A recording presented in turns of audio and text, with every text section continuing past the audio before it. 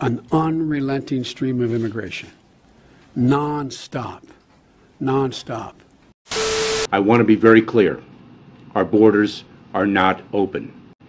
We expected to see large numbers of encounters initially. We are already seeing high numbers of encounters in certain sectors. You talked about cost. What's the rough cost to American taxpayers since the roughly 4 million people have come into this country illegally since January of 2021, as those people show up at community hospitals, as they enter the school system, as they get other government help? Do you have a taxpayer cost? Let me turn that question around a little bit, because I'm going to turn it around to match the question that an international partner asked of me. And the question that the international partner asked of me is, what is the economic cost of your broken immigration system? Since there are businesses around this country that are desperate for workers, there are desperate workers looking for jobs, desperate workers in foreign countries that are looking for jobs in the United States where they can earn money lawfully and send much needed remittances back home. What is the cost of a broken immigration system? That is the question that I am asked, and that is the question that I pose to Congress, because it is extraordinary.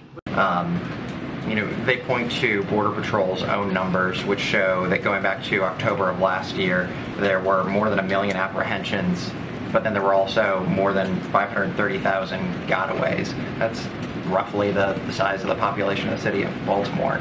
How can you say that the border is not open?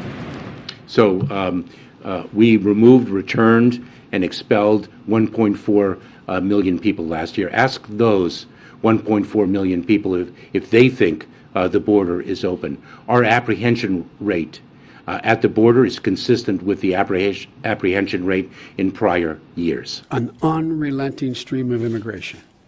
Non-stop. Non-stop. Folks like me who were Caucasian of European descent, for the first time in 2017, will be in an absolute minority in the United States of America. Absolute minority. Fewer than 50% of the people in America, from then and on, will be white European stock. That's not a bad thing. That's a source of our strength. Y una pregunta, ¿usted está enterado del título 42 y que iban a abrir la frontera como antes de la pandemia? Were you aware of Title 42 and that they were going to open the border like before the pandemic? Sí, estaba enterado. Por eso viniste, that's why you came? Claro, igual que mucha gente. Yeah. Okay, well, thank you. Gracias, muchas gracias, y suerte con tu viaje, Pedro. Pedro, it represents a lot of the stories here, the migrants that we're hearing on the streets. So many officials here have told us they are ready for what's coming next, projecting an air of confidence. Sarah, only time will tell if they're right. Sarah. Yeah. Interesting to note that he was well aware of Title 42 coming down. That's what a lot of people are worried about.